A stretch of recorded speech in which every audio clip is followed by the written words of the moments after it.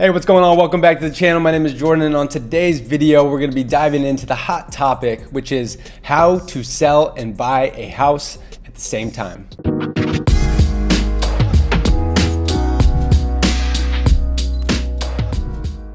Thank you for tuning in. Today's video is a hot topic, as I mentioned, and we are excited to dive into the nitty gritty. But before we do so, if you've never been to this channel before, this channel is all about all things Chicago real estate, as well as all things living and working in Chicago. So if this content has been valuable to you, before you go, leave us a like on the video, comment down below any additional questions you might have about this topic, and be sure to hit the subscribe button so that you can catch all of our future videos. Without further ado, let's jump on into the video. All right, so this topic is something I get actually all the time, especially this time of year, as we're kind of moving into the fall market and into the winter and getting prepared for the spring market. And that is the concept of how to sell and buy a home at the same time. And this is becoming more and more prevalent for me now that I've been in the business selling real estate full time in the city of Chicago for the last 8 years. So now that a lot of the buyers that I helped purchase homes, 4, 5, 6 years ago, they're now getting ready to sell. So I like to refer to these as move up buyers. So they have to sell their current residence and then they have to move in and buy their next property.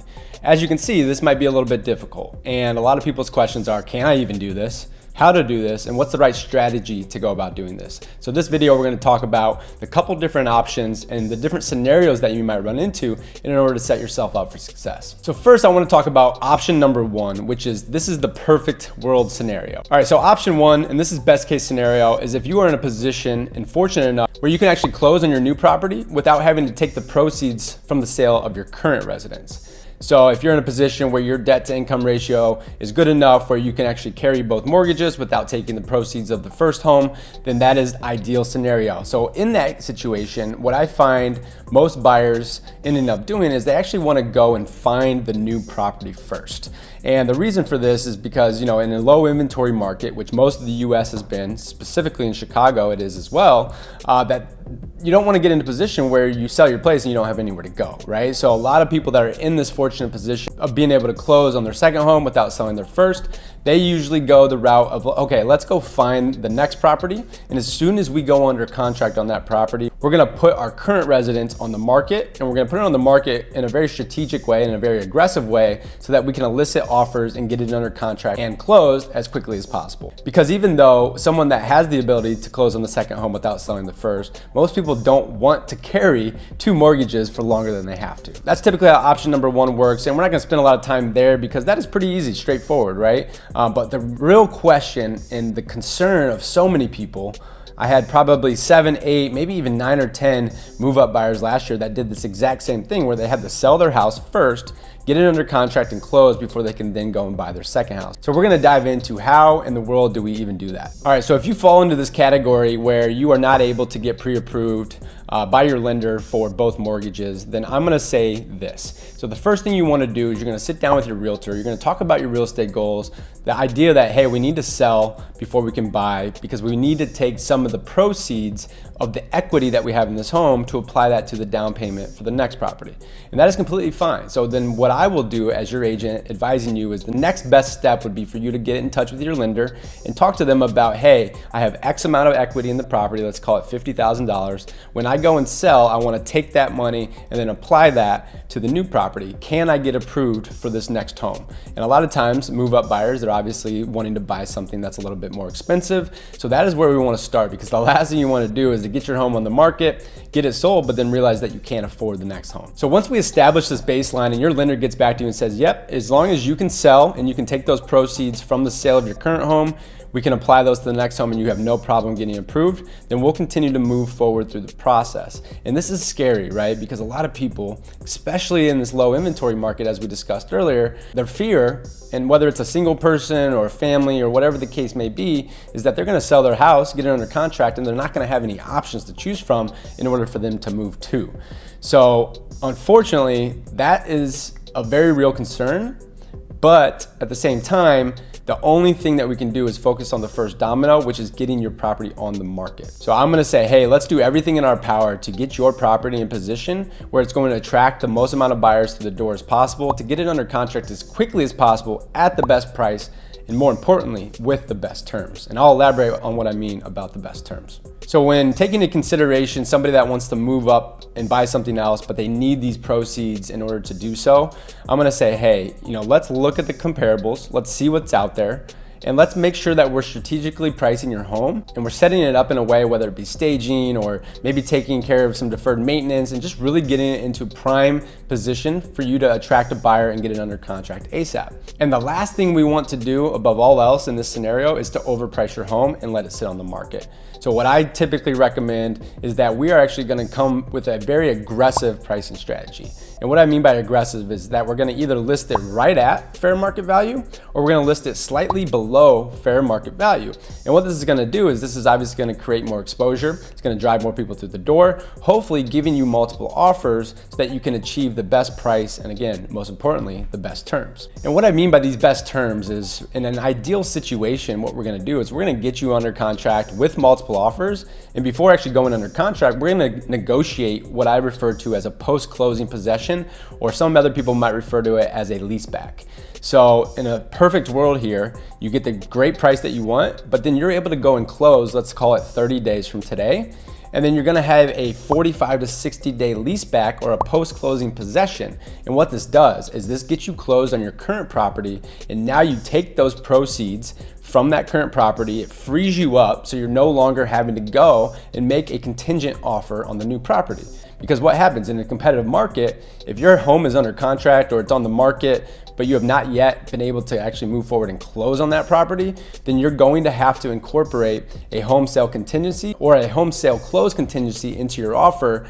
And a lot of times the agent and then the seller, they're gonna be afraid of this, right? Because there's a lot at stake. And what if you can't sell your home and now you're under contract on the purchase of their home and you have to kill the deal because now your property's still sitting on the market, or for whatever reason, your deal falls apart and it doesn't actually make its way to the closing table. So with this post-closing possession, like I said, you're able to close 30 days later. Now you can go and write, hey seller, we have a new offer for you, and it's a non-contingent offer. So then when you're going up against other potential offers, maybe now you're in a multiple offer situation, now you are a lot stronger on paper than you were before when you had that contingency involved. So you might be asking, like, what is a post-closing possession and how does this actually work? So think of this as, let's say today you go under contract on a new home, right?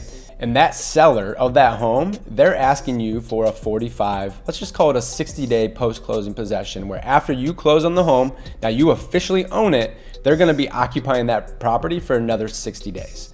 And the way this works is normally the amount that that seller, who is basically the seller that you purchased that property from, they're gonna be paying you on a monthly basis, whatever your per diem principal, interest, taxes, insurance, and assessment is, or for short, your PITIA.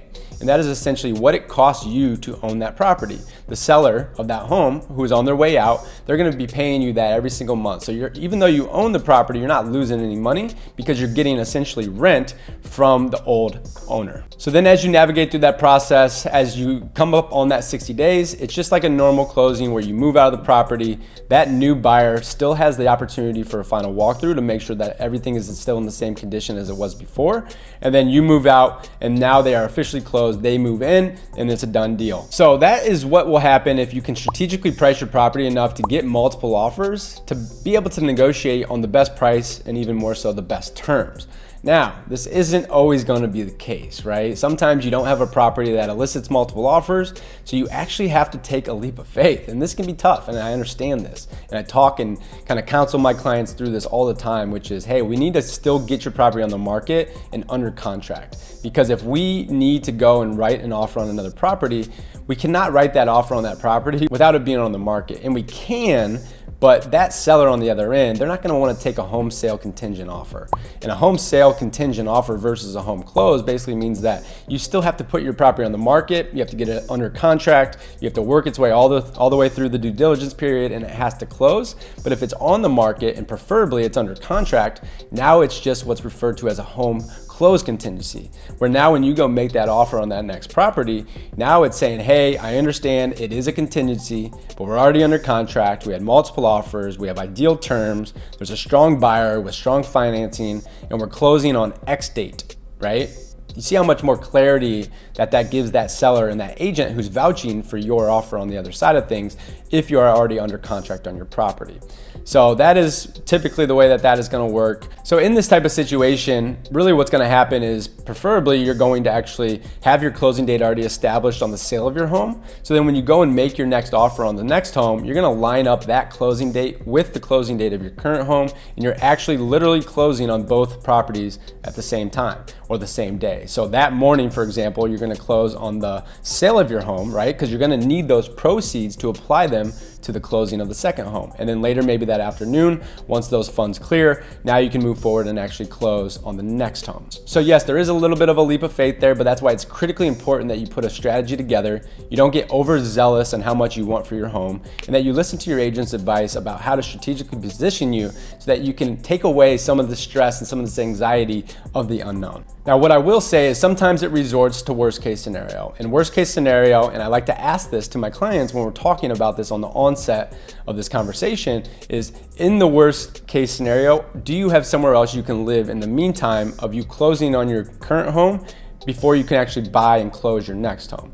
Sometimes people have, a relative, or they have another place where they can move into temporarily, or some type of short-term rental. Obviously, no one wants to move twice. However, if it means getting the price and the equity out of the current home that you're in order to go and buy the next home, and maybe at this point, this is your dream home where you're gonna be for the next 10 to 15 years, what's more important? Making sure that you can get the right price for your current home and securing your next one, and having to kind of bear with a couple moves, or not being able to get the price in general and being stuck where you are today.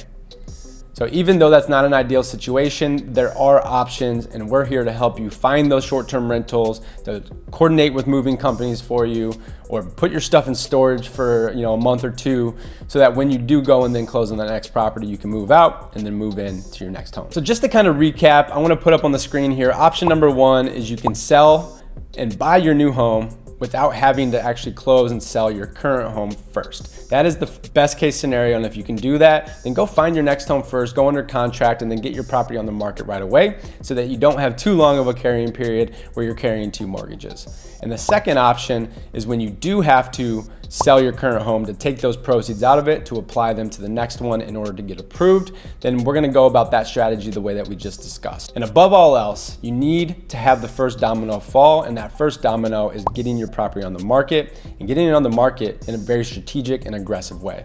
So if you have any questions about this, feel free to reach out down below in the description. I have a real estate strategy call linked down there. We can hop on the phone, talk about your current situation, what you're looking to accomplish, and we can kind of lay out what these different options are to you to see what your temperature is and your comfort level, and we can move forward in that direction based on what you say. So as you can see, this might require a little bit of finesse, but that's why you just want to put your trust and your confidence into a realtor who has actually helped someone do this before, and preferably somebody that's helped people do this day in and day out. And I know every single year, our team has 10 to 15 clients who are in this exact position. So it's important for us to be the soundboard, to take away any unneeded stress, and to put together a rock star strategy, set you up for success so that you can sell and buy your home simultaneously without the stress and the headaches that you may think would be involved. If this video has been helpful, feel free to reach out below, as I mentioned, set up a time to talk with us about your real estate goals.